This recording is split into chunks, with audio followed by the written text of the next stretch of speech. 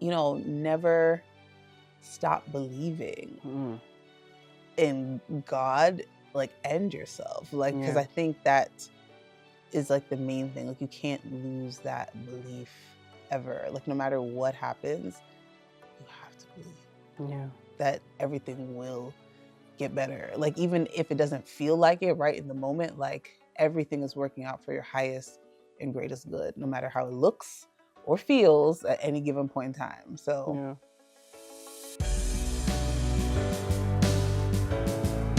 Indeed, we are back.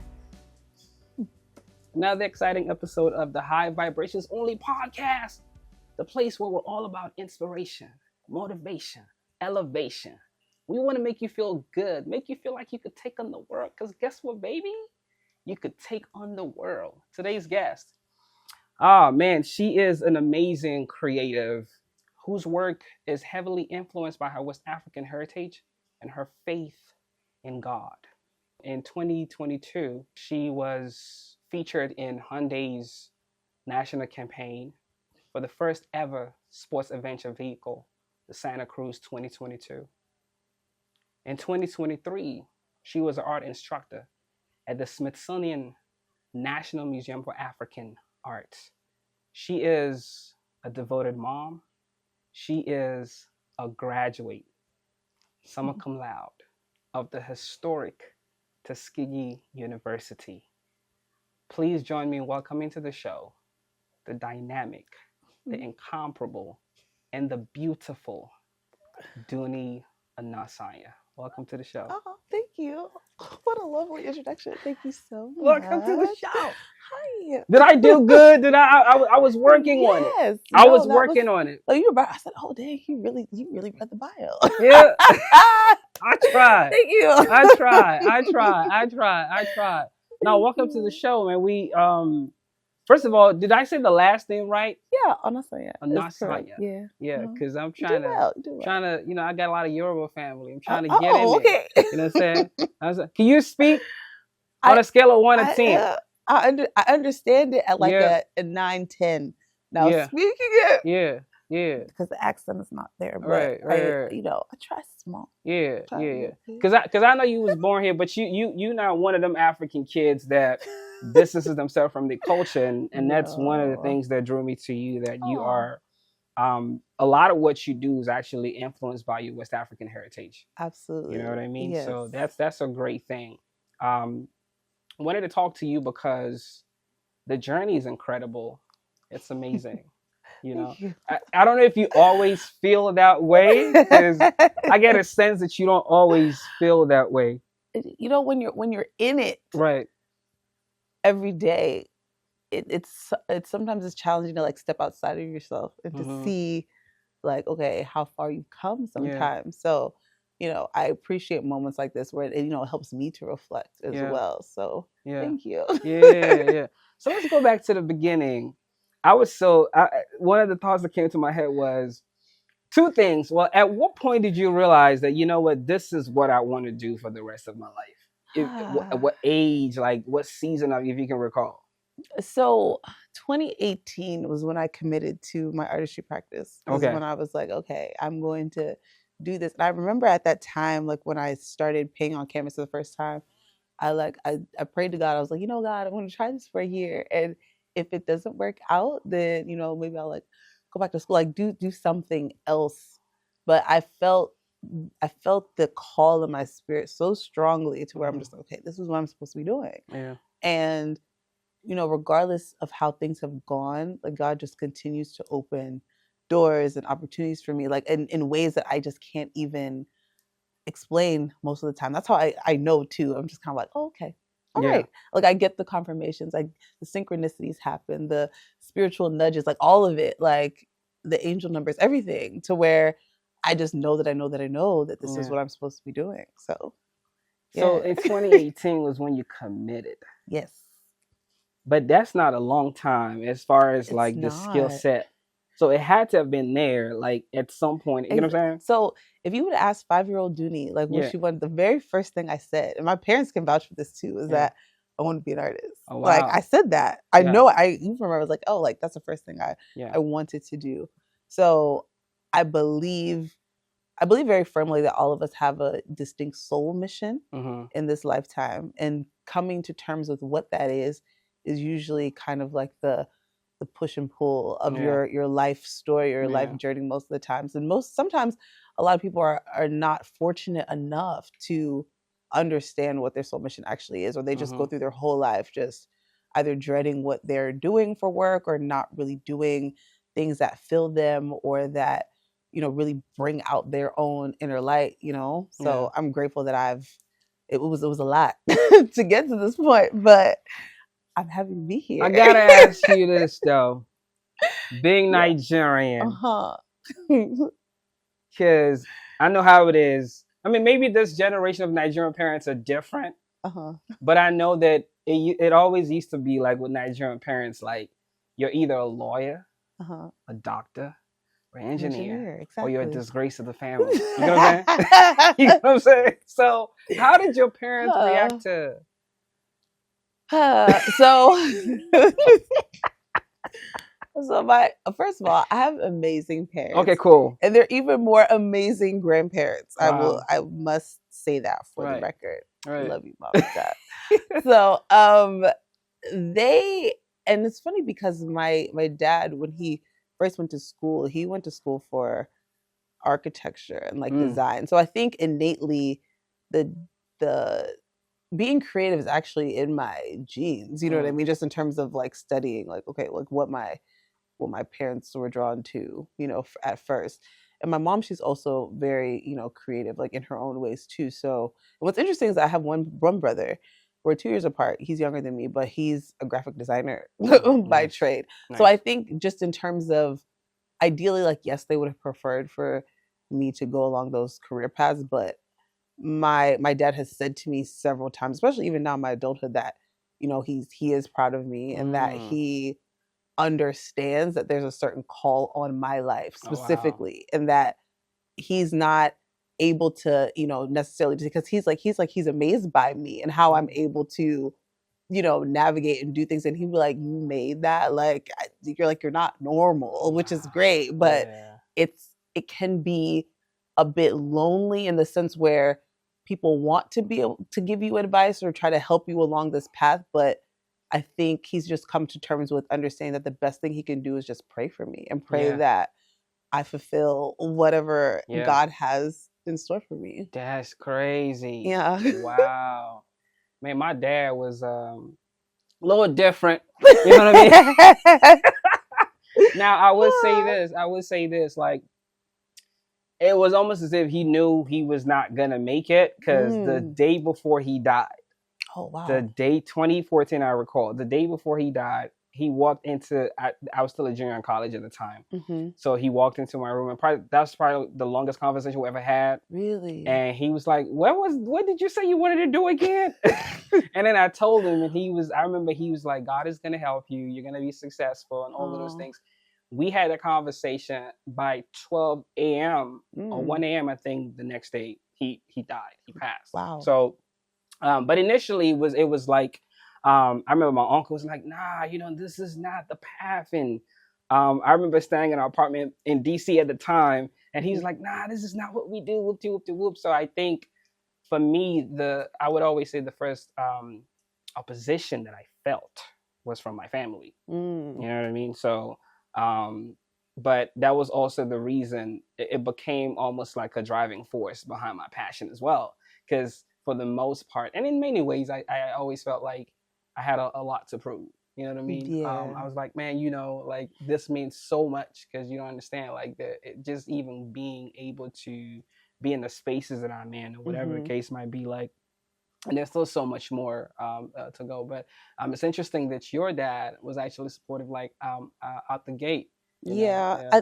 And it was at a point in my life where I felt like it was almost like a rock bottom, if you will, for me, in terms of just having to rebuild and having the support of my family, my village at that time. It was just kind of like, okay, all they really could do was like pour into me and encourage me to, like, everything's gonna be okay. Like, you're gonna figure this out, and to be encouraging. So, while they admittedly said, like, we don't really understand this. We don't really know how this is supposed to go or how this is going to work. But you know, if this is what you're feeling, we support you. Yeah. How was that? How was that shaping, or how did Mhm. it shape, and how is it shaping you now being a mom, like even in your relationship with your kids? Yeah. So I feel like being a creative while also being a parent Mm. is one of the most challenging things ever, because when you probably can relate to this as a creative, in terms of when you are in a flow state and you're working on something, you don't want to be interrupted. You just want to like focus on the project and get it done.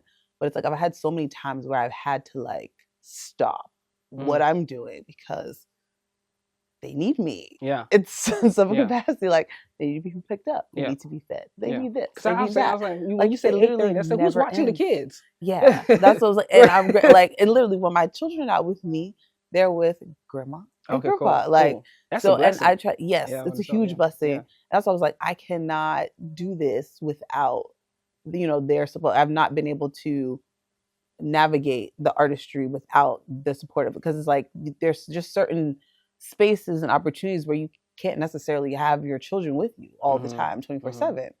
And you know, they deserve a childhood where they're able to be children and not have to be at work with me like all the time. So you know, I'm grateful that we have a balance and an understanding in our family to where okay, like I have my time where I'm working, I'm doing stuff, and I have to plan around them, you know. And some people don't understand, like, oh, like you work around the clock. I was like, yeah, I typically get most of my work done when my girls are sleeping. Yeah. Like even a lot of these large works that you see, were all created in here, but I worked overnight in this space multiple times just to have that calm and that peace and that quiet from the hustle and bustle of the day. So are any one of them like trying to lean towards mommy, like as far as, you know, being an artist herself? Is anyone you know, they both are super creative. Oh, wow. Like in their own way. They both really love to sing. They both like dancing.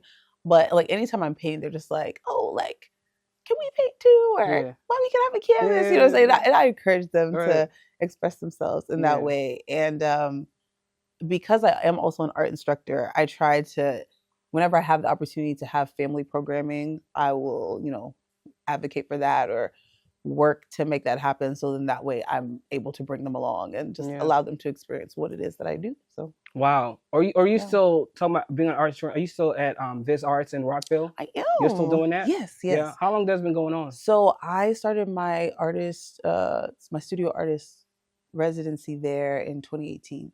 So going on 8 years now. Yeah. But you're also the current resident artist in Viceroy in DC? Yes. So Viceroy DC, that was last year, and my work and Simone Agusier's work is still on property there. Okay. So during the residency time period, all of my artwork was in the hotel's like main gallery, the lobby gallery there. So that was a really amazing opportunity. And then I also curated the Great 8 exhibition, which Simone was a part of. And we had me, Simone, and 6 other artists. Yeah. It was amazing. So as far as teaching, like everybody, or like you only teach like specific, like is there age? So I teach all ages. Okay, cool. Just make sure. All right, cool. No, I teach all ages. I feel like I primarily teach adults, but I love teaching children. Like teaching children is so fun. It's just a whole different vibe, different energy. And then when I have the opportunity to teach, intergenerational family classes, that's even more fun because you're getting to see the engagement of, parent and child, or, big sister, little sister, or, aunt and niece, just the different dynamics and how people are able to relate while creating. I think it's super beautiful. It's a lot when you decide that, because you have a degree in business administration. Yes. Right? As well as sales and marketing, right? Now, and you went to the historic Tuskegee University, like making that decision, that leap to say, I want to follow this full time. How did you navigate? Like, were you anxious at any point in time? Like, just I'm sure. I think it's kind of one of those things where it's sink or swim. Oh, yeah. And we still swimming. Right. At the moment, we're still swimming. And I also believe it's a faith walk. Like, and you don't give yourself a plan B. Like this is the this is it. That's crazy, bro. Because you don't give yourself an out, then you have no choice but to keep going.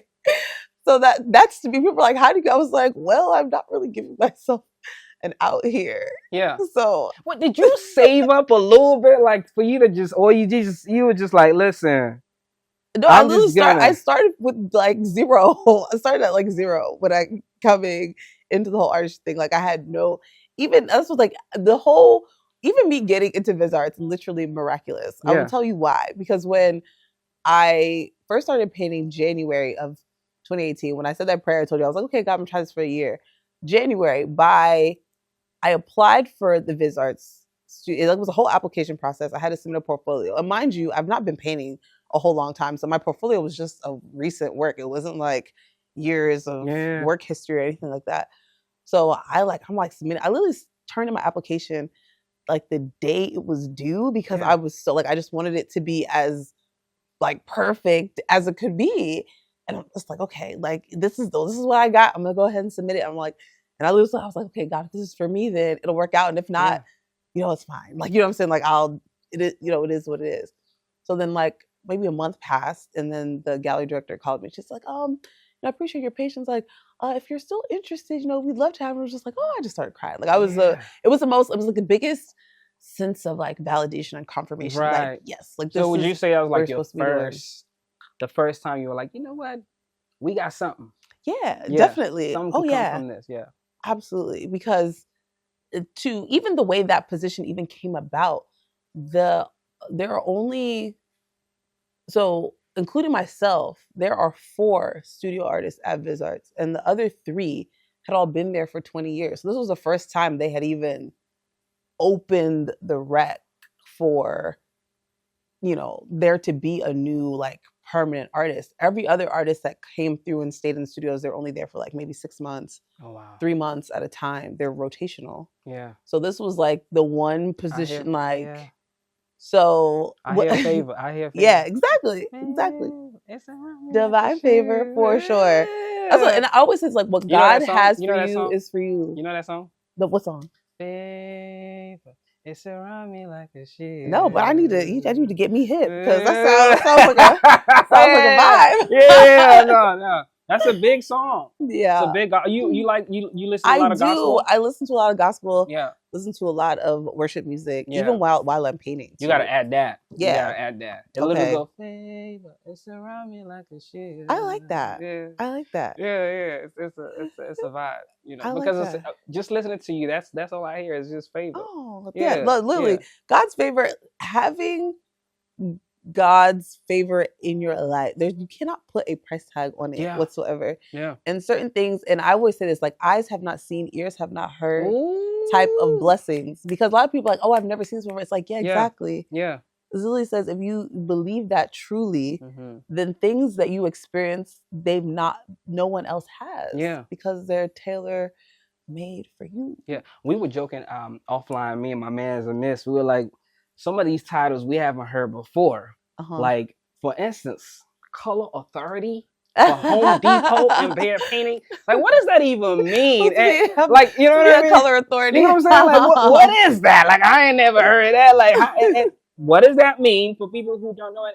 How that come down? And I feel like, okay, so we're working with brands and, marketing agencies and PR firms. I feel like they're always coming up with ways to, bridge creators with brands and coming up with partnerships and instances that, make sense for whatever product or experience that they're trying to sell. So for that particular campaign, they selected a few different artists to be color authorities for that year. So in terms of being a color authority, they're like, okay, you get to look at these colors, pick a color that you want to use and like do a full-on project on it, and then also do a whole campaign shoot around it. So I had the opportunity to do that, which was awesome. You got an agent that work. Some people, I was like, Holy Ghost is my agent. You know what I mean? Holy Ghost is the agent. It gotta be, because I'm sitting there going, like, how do you even get on the radar? You know what I'm saying? Yeah. That's always like divine timing. Yeah. Being in the right place, right time, right connection, and the right team too. Because and a lot of these opportunities, and my creative director has been a part of my journey and my story since the very beginning. And I'm just so grateful that she's always, she's so super positive. Like anytime, any place she here today. Yeah, shouts out behind the scenes. We had to put her to work. She on sound tonight. But that support system and having someone who truly believes in what you are doing, because sometimes, people will say it, but then it's like the action, what I'm saying? Like she be showing up for me. Like that's one thing I know is like, she don't play about me, I don't play about her. And that's a blessing. So, because, I'm listening to the story and it's a lot of people watching. It's like, Uni, how do I even start? You know what I mean? Like 2018, and look how far you've come. Like, I know I can paint. I know I have the gift or talent, whatever it is, but how do I even get started? Like, what did you, like, you said 2018, all right, I want to do this full time. Like, what was that next step? Like, what did you do? Like, literally. I actually painted. Because I think that's a lot of times people, like, I feel like the people are looking for, it's like it's in the work you're avoiding a lot of times. It's like you need to just paint. Like paint. So just do it. Just do it. Yeah. Just do it and put it out there and just keep going with it. Because I think a lot of times it's like you'll think like, oh, like I want it to be a certain way, or I need to have my space looking like this in order to create. But it's like creativity is created in some of the most chaotic environments sometimes, and it's like pulling the beauty and creating the beauty from the brokenness or whatever life experiences are happening. Like that to me, I think it's also reflected very much in my artistry too, because while I do like to present a certain way, like my life is not picture perfect, you know what I'm saying, in terms of my story. So yeah wow. No, because even I was going to talk to you about the Smithsonian, like even how that came together. And even that was a very amazing opportunity. And what's interesting is like that, the contact at the time, like they reached out to me. So a lot of they called you. They did. Hold on. She said they called you. They called me. Yeah. And she said that she was in the position and that they had discussed the desire to work with local artists, and to feature, artists who have the capability to teach and to share. And particularly they wanted to work with an abstract artist, which I am. So I think that when everything aligned for that to happen, it was, a very huge, because it's like just to even be able to say that, oh yeah, like I've taught at this Smithsonian, like, oh, you have? Like, actually I guess I have.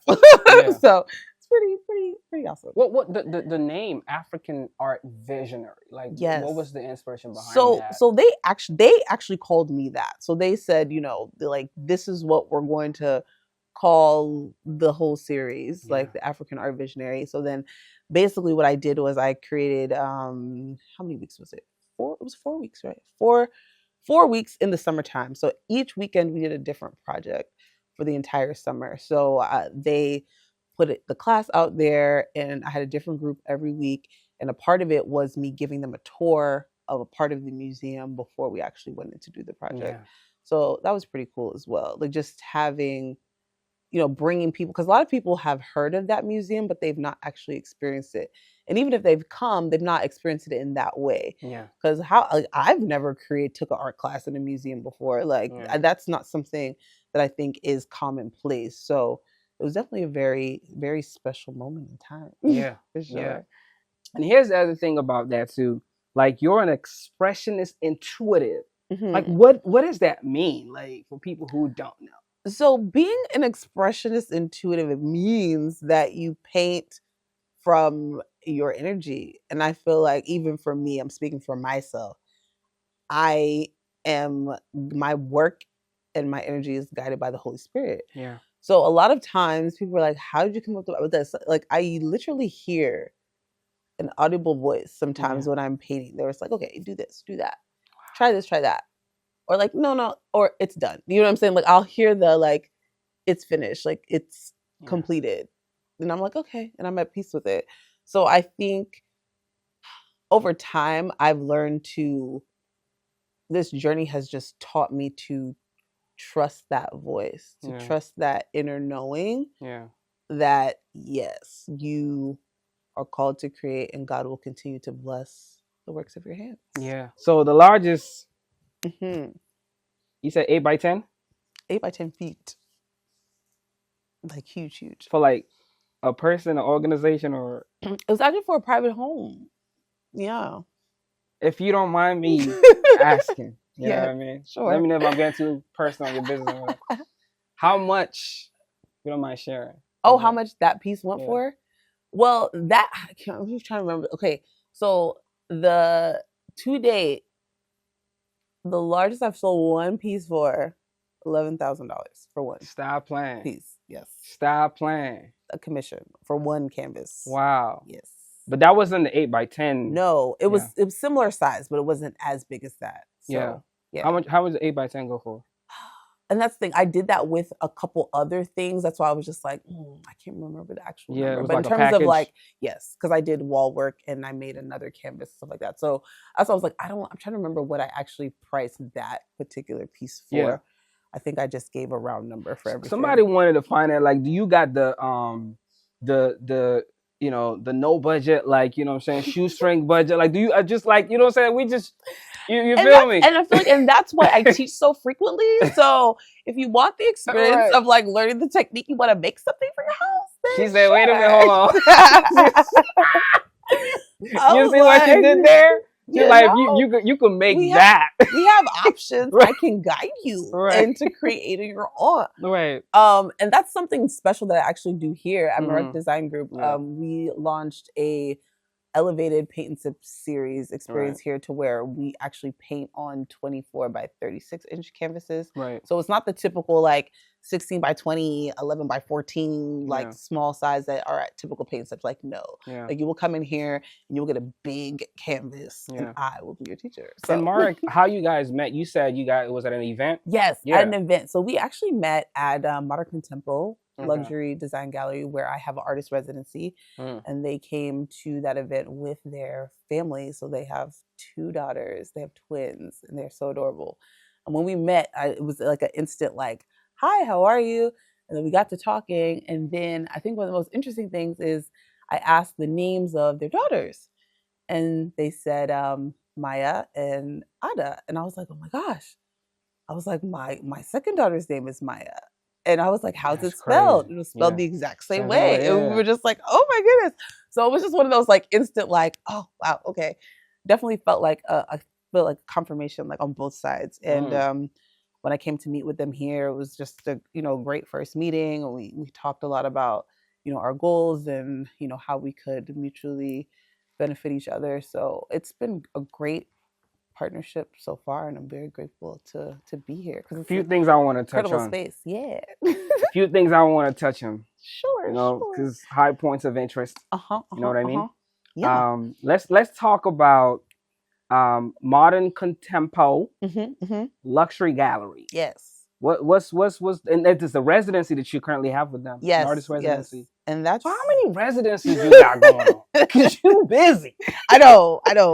It's a lot. And it's interesting to be in this season of my journey, to where a lot of the opportunities that I've like prayed for or hoped for, like they're all coming at me like at once. So my prayer now really is like, okay, like God, give me the wisdom and the strength and the energy to like navigate everything, because my schedule lately. Yeah. It's crazy. Yeah. We appreciate you for making time for us, man. We appreciate you. Yeah, no. Thank you. Yeah. And then, just also prioritizing my wellness at that, because like I can't show up for anything if I'm not taking care of myself like properly. So, my workouts, like eating right, like all that is sleeping, all of that works together. So yeah.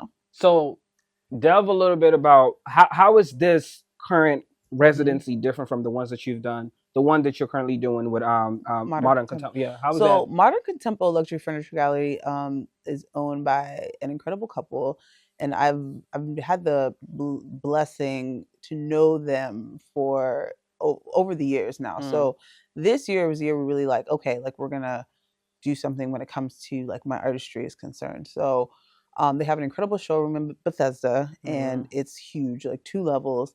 And a lot of my larger works are featured in that showroom. Yeah. And it's what's great about them is that they like that's the flagship location, but they have other locations. They have another location in Virginia. They have another location on the West Coast as well. So they're incredible entrepreneurs. So just being in the space to be able to have them as mentors in the design world is like huge and not something that I take for granted, like whatsoever.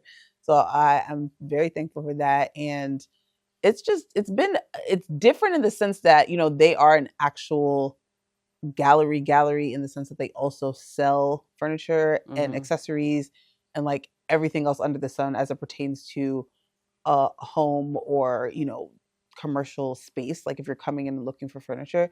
So I think that synergy of pairing, you know, luxury furniture with, you know, one of a kind of original art just goes like hand in hand. And it's been really great just to be able to pair and see my work like in rooms, like in different settings on different accent walls. Like it's just wonderful.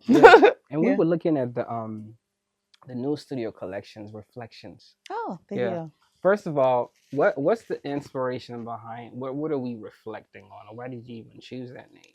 So I chose the name because I feel like in this season of my journey, especially, I'm having to step outside of myself a lot to see like, okay, where am I at? What am I doing? What energy am I bringing like into the world? What does that look like when you say step out of yourself? Like what does that look like? So, you know, when we look into a mirror, it's like you're staring back at yourself. But then thinking about it from the onset, it's like, okay, but can you see yourself looking into the mirror? Like, what does that look like? Like, it's just very layered. Because I think sometimes we don't even understand how we are perceived by the outside in everything that we do. So Reflections really is a call to look inward and to step outward and to really look at yourself and what you have going on. So wow. And we just right behind you is this amazing piece, and we call that 50 Shades. 50 Shades of Grey. Of Grey, just like the book and the movie. And I was like, what you know, and like, what's up with that? What's up with that? You know what I mean? So the interesting thing about Marek Design Group is that they have what they call trends and mood boards. And if you look over here, they're literally all labeled. And 50 Shades of Grey is one of those boards. We won't get some of that in the... So one of the cool thing about the whole Reflections collection is that I basically chose 7 of these boards. And each piece in the collection is reflective of each of those mood boards. Hence, I see what you did there. Okay, well. I got it. Exactly. I see the connection. So 50 Shades of Grey, if we pull out that mood board, you can see the inspirational elements. There's a lot of grays, silver, metallics. And in this piece, you can see the metallic tones, the glass pieces. Like it's a piece that I'm very proud of this one. This one, I really ventured into plaster. And like this era of my artistry, I'm using a lot of under layers and heavy texture. And, you know, I love sparkly, shiny things. Yeah. But I feel like this one has those elements in it, but I feel like it's more, it really shows the texture work in this one. A lot of movement in this piece. And I love it.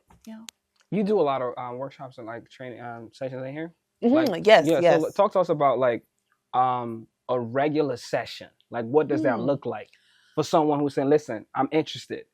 What's a regular session? So I feel like depending on the venue, it dictates the vibe of the class. Okay. But one thing I try to make sure that no matter where the class is always opening with affirmations and speaking life before we create, because that's super important. And I think a lot of times people can feel intimidated by painting or just creating, period.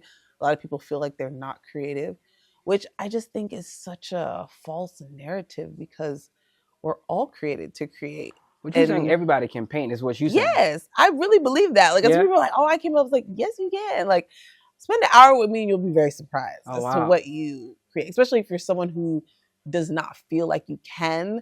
I feel like with anything, it's really just about cultivating the environment to where people feel comfortable to release and to be able to share and open up and express themselves. Like a lot of people do not feel, and I know that's a gift that I have. Like God has allowed me to be able to curate environments to where people genuinely feel safe. Yeah. So So depending on the class, you started with affirmations. What you're saying. Start with affirmations. We speak life. We set the tone for the energy, and then we get right into music. I do. I play music. So usually my class playlist has a combination of very uplifting, like affirmational music. Sometimes it's like instrumental stuff, but then I'll have some gospel songs in there like throughout. But ultimately, it's always very high vibrations. Very much so. Yes, gotta keep what you listening to right now? What are you listening to right now? Oh, who's on your playlist right now? Who's on my playlist? Yeah, I play a lot. So I love Tim's baby. Okay. I love her. Okay. Let's see. I also I love Janet Jackson. Janet Jackson is always all up and through my playlist. She's someone I've admired my entire life. I feel like ever since I learned who she was, I'm just like, yes, I love her. And Simone and I painted her recently, so that's just been amazing to be able to commemorate like her in that way. So no, but anyone knows me. Like if I'm teaching a class, there's Janice on the playlist somewhere, at least a couple times. Let's see. I also really love. Who else do I really love? Let's see. Who's on your gospel playlist right now? Oh, gospel. I love Tasha Cobbs, Leonard. Yeah. Okay. I feel like I feel like her voice is very anointed. I love Maverick City. I feel like anything Hillsongs too. Like I really like getting in a space of worship that just feels authentic, and it's so funny. My girls were like, yeah, I was like, yeah, mommy sings gospel songs in the car, like in the car, like that's riding music for me too, like just praying over myself, praying over my daughters, praying over everything that I'm working on. But I find that I do that most in worship, and even when I paint, I know that painting is also for me, especially when I'm doing it solo and working on larger pieces and working on a collection, like it is an act of worship as well. So. And you were saying your stuff is not really like the usual paint and sip experience. Like it's very immersive, and you walk people through painting large scale stuff. When you were 5 years old, did you ever envision that all of this was going to be possible? And that's the thing. It's like, no, like not in this way. So, and I think also now that I'm like really in it, like, oh no, like you are a real artist and you've had real residencies and you've like worked in actual museums and you're doing solo shows and you've done group shows and you're curating and you're coming out with these collections and you're doing all these partnerships and you're working with all these brands, and it's like, yo, this is your life. Like this is your life's work and you're doing it and you're in it. And it's amazing. And it was just like, okay, it's like, was life perfect? Absolutely not. But nobody has it all figured out. That's the gag. Nobody does. And I'm happy. I'm happy to be alive. I'm happy to be healthy. I'm happy to be doing what I love, I think that's a good moment to cheers. Cheers. Yes. To more life, more success, more blessings. Yes. Indeed. I always say that. More life, more blessings. You know what I'm saying?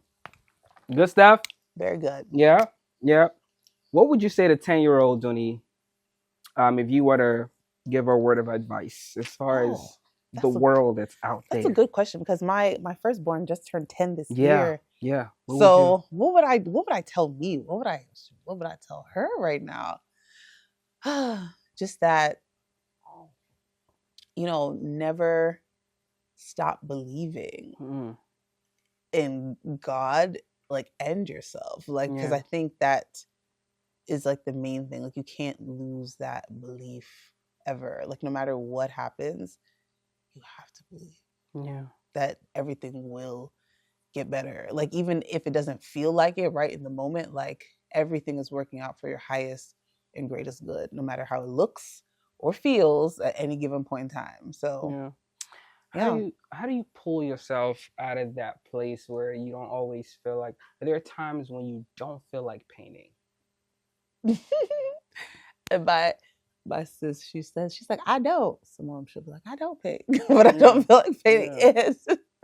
I feel her on that. And I think when you are a mother, especially, you it almost like you're conditioned to not check out, even if you feel like it, because you have these little people, you have this little person that needs you for everything. So you got to pull it together. You got to, get it done. So to me, usually when I feel like I'm not in a space, like I feel like, oh, like I need to create, or like I have a deadline or something that I need to complete a project and I don't necessarily feel like painting, I will go work out. Usually that will help me. I'll either go, I'll take a cycle class, I'll practice yoga, I'll go to Pilates or bar. And usually that movement, and what I've learned over time is movement is medicine. So whatever it is that you're feeling, getting in a space of where you're literally moving your body and letting the energy flow, will usually get you back in a place of alignment to where like you're like, okay, good. You feel back to center again to be able to keep it going. One of the things that stood out for me was how you talked about art through therapy through art. Yes. You know what I mean? And helping people find healing through that. And that was something that I've never seen before. Really? Yeah. Like how does practical terms, like how does one heal through the process of painting? It's a release. Okay. Usually, and especially with abstract expressionism, there are no rules to it. So I think a lot of times people may go to a class and there's a particular image and it's like, okay, everyone needs to, these are the lines that you need to paint in, or it's paint by numbers and you have to like follow the numbers, you know what I'm saying? It needs to come out looking this way, but it's like, no, like I literally guide you out. Like I want you to paint from your own energy. Yeah. And that can be like, people are like, what do you mean? Like, where's the example? And it's like, okay, yes, I'll give you visuals of things that I've done, but I want you to, pick your own colors. And if you decide you want to do your own shapes or add your own texture, but literally make it your own. Yeah. I think that really is very liberating for people. Yeah. And that's what brings the healing, is just being able to make those choices and see the results of what you've chosen and appreciating the beauty and what you're able to make with your hands. Yeah. Earlier you were talking about hitting the rock bottom, and how family was there for you and all. If you were to say something to someone right now who has hit rock bottom, trying to figure out how to navigate, because I think sometimes when you're out of it, it's a different perception than when you're in it. Yes. You know what I mean? Like, what would you say to someone right now who is in that place? And as you were saying that, a song came to my spirit. I was just like, oh, I feel like the lyrics of the song is, there's hope. It doesn't cost a thing to smile. Yeah. You don't have to pay to laugh. Yeah. You better thank God for that. Yeah. The great India Ari. Yeah. But it's true though, like literally there's so much beauty in just leaning into the things that you don't have to actually stress about.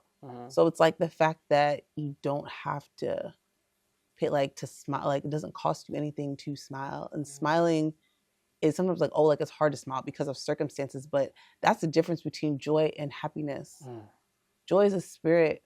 Happiness is circumstantial. Right. Happiness is predicated on whatever else, but joy, like true joy, God-given joy, that is something that a lot of people don't necessarily experience consistently, but that's what I pray for. It's like to have fullness of joy. So regardless of all the outside noise, whatever's happening in my soul and my spirit, I could always smile because I know that God has me. Yeah. So, yeah. Yeah, it's amazing. You were talking about being in that season of healing, in that phase. What does healing look like for you? Oh, healing's not linear at all. Yeah. And I feel like, and thank God for therapy, okay? Because I am still in therapy. And I think depending on the type of trauma that you've experienced in life, granted, the pain that you experience may not necessarily be your fault or anything that you've caused. Yeah. But your own healing is your responsibility. You know what I'm saying? Like, that's something that I've come to peace with myself. Like, yes, like, oh, this person hurt me, or this didn't go the right way, or it should have been like this. It's like, okay, let that go. Release it and take ownership of your own power and understand that only you can determine what comes next. So it's like, if you hold on to the pain, I always say there's no beauty in bitterness. You have to release it, to let it go, so you will feel light. And I always say this about myself, like, I'm so lighthearted. Like, sometimes, and I have, I'm a girl mom, I'm a girl dad, but like, in my heart, I really behave like a child. Like, I really do. Like, anyone who really knows me, they're like, oh yeah, like, that's just how I am by nature. But just to have that level of inner peace, to where you're not allowing the outside to affect your joy, like, that is key for me. When you look back over your journey, because you had an incredible journey, not just as it relates to your career, like life, marriage, and everything and all. When you look back over that, like, is there something you would change or do differently? Oh, that's such a good question, because I feel like all of the things, the good, the bad, the ugly, the painful, the happy, the sad, all of it has brought me to this very point. So I feel like, even if I would think like, okay, well, let me also do it, for I wouldn't gone through that. It's like, would I be here? Would I have been able to do the things that I've done? Would I have been able to connect with the people that I've connected with, or met, like, the people that I've met? Because even in the season of my life, is God calling me to be a teacher, the types of people that I have gotten to know through, just because I teach art, is astounding to me. You know what I'm saying? Because I was like, well, what else would I have met this person or had the interactions with this person? But I understand it. It's just like, oh, like, art is so spiritual in that way. Like, and again, divine timing. I just continue to see that, there's a lot of work still left for me to do in terms of the lives that I'm supposed to encounter and touch, and it's bigger than me and like how I feel in the moment. And I feel like that's, especially in terms of being an instructor, and one that's called to help people unlock creativity or share creativity with other people, that it's like, they might only interact with you that one time, but the residual impact of the experience that you facilitate in that moment will be with them for the rest of their lifetime. That's powerful. So, when you reflect on marriage, like, were there good times that you remember? And and I think that's the challenging thing when it comes to women who are in toxic dynamics. It's like, it wasn't always all bad. You know what I'm saying? But there comes a point where, like, this is not healthy and this is not safe. And when you get to that point of realization of where the people in your life are able to help you to identify that, it's like, get out while you can. Because there's too many women that die at the hands of, oh, I didn't mean to, or, like, it just got out of hand. But it's just like, our lives are so precious and it's not worth it. You know what I mean? Because you can't there's no way to get that back. And I've been in scenarios to where, like, maybe like an inch of my, like, not even kidding, like an inch of my life, and I had to, like, really step back and be like, what if? Like, that's so scary. And it's like, I'm not the first person to have experienced that. And I know there's so many women who have. And having the courage to walk away or to leave and stay away, that's the key too. Because a lot of times it could be a revolving door, on again, off again situation. But having that community around you to, like, hold you up or to encourage you to, choose yourself and choose your safety over what other people think, or, maintaining some type of image or status quo that you're trying to, put on for. Like, it's not worth your life at the end of the day. Because I think what's so sad about our society these days is, when people pass, it's like, okay, like, it's a trending topic for like a day, but the way everybody moves on with their life is shocking and jarring. And I feel like if that if anything, it's like make every single day that you have count. Do work that fills you, and spend time with people you love. You know, like don't waste your time, because we never know when our last day is. Why do you think most women like find it hard to like leave and they stay? I mean, it's fear at the end of the day, and it's also uncertainty. But then at the end of the day, nothing is certain. Yeah. Nothing. We think we all know. We have no idea what's going to happen tomorrow. We think we do. We have all these plans and calendars, and you know, but it's literally the grace of God that keeps us all going. Yeah. So I think when it comes to having the strength, it comes down to courage, and I think community too. Like if you feel like you don't have anywhere to go, or you don't have anywhere one to go to, that's unfortunate. And I feel like a lot of times people do feel that way. And having someone to actually share what you're going through with, I think sometimes is lacking. Yeah. So I think we all kind of need to do a better job of like paying attention to people that we quote unquote claim to care about, and being observant. Like, yo, are they in a healthy dynamic? Are they being well supported? Does something seem off? Because usually when something seems off, there is. When there's smoke, there's fire. Yeah. So, and they might not be able to speak out, but you know, asking probing questions or really being observant and figuring out like, hey, something's off here. Yeah. And having those hard conversations can save someone's life. Yeah. So, because there's some people that be like, I don't want people in my business. You know what I mean? That's exactly. Another issue. But it's like, we need you here. We need you alive. Yeah. At the end of the day. So I think that's kind of the thing too, because I think it's just so sad when it comes out of like people lose their lives over scenarios that could have been avoided if people had stepped in and asked the right questions, or, you know, offered, you know, a shoulder of support, a listening ear, you know, just to be there. But it's like when the life is gone, it's gone. Do you feel like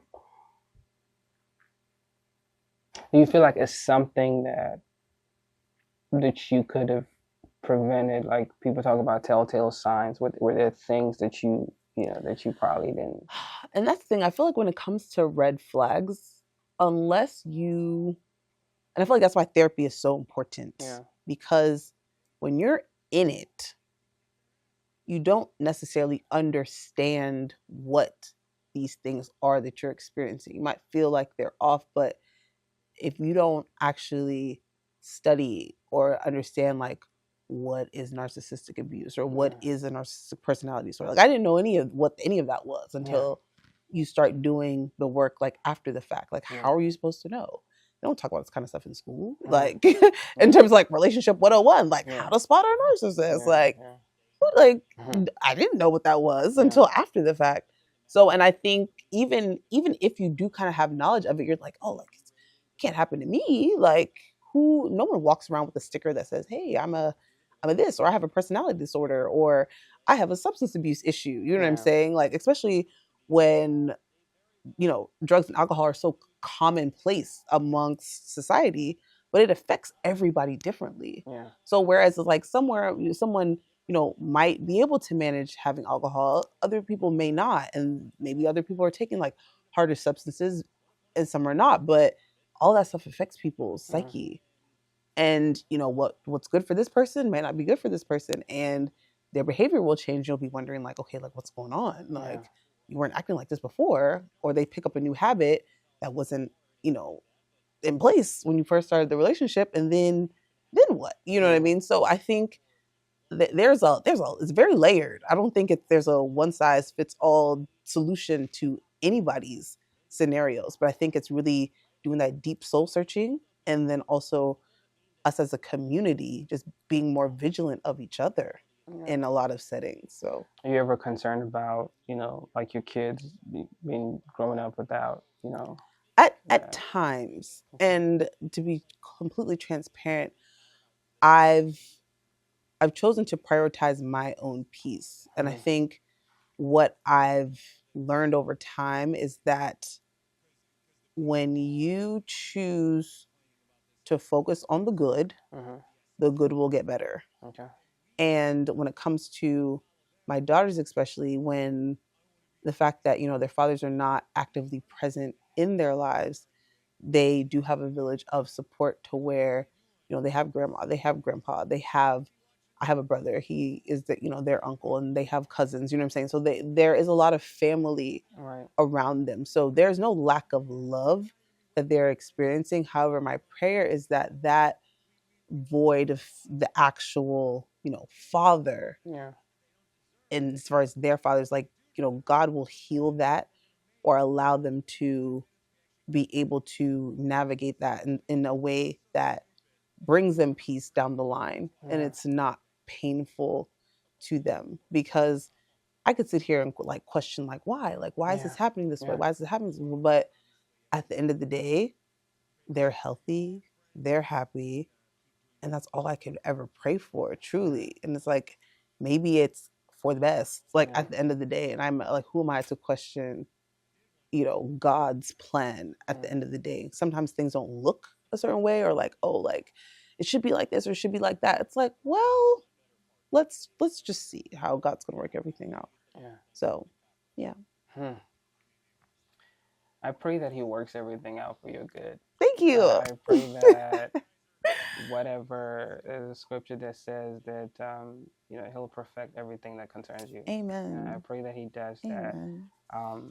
Would you consider remarrying or marrying? Is that I would. I like to say that I'm a hopeful romantic, in the sense that, healthy dynamics is what I desire. And if it isn't that, then I don't want it.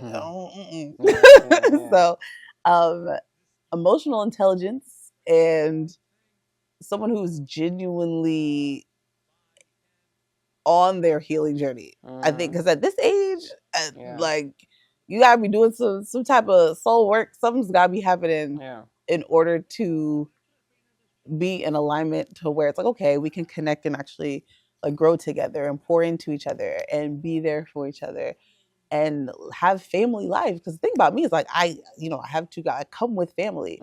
So when it comes to relationship, I always say it's boiled down to two things: capability and desire. And it's like, sometimes there might be men who are capable, but they don't actually have the desire for family life, or some that desire family life, but they are not, either financially capable to actually handle the bandwidth of what that all means, as far as showing up, protecting, providing, etc. So it's like, getting the merge of those two elements. Are you dating right now?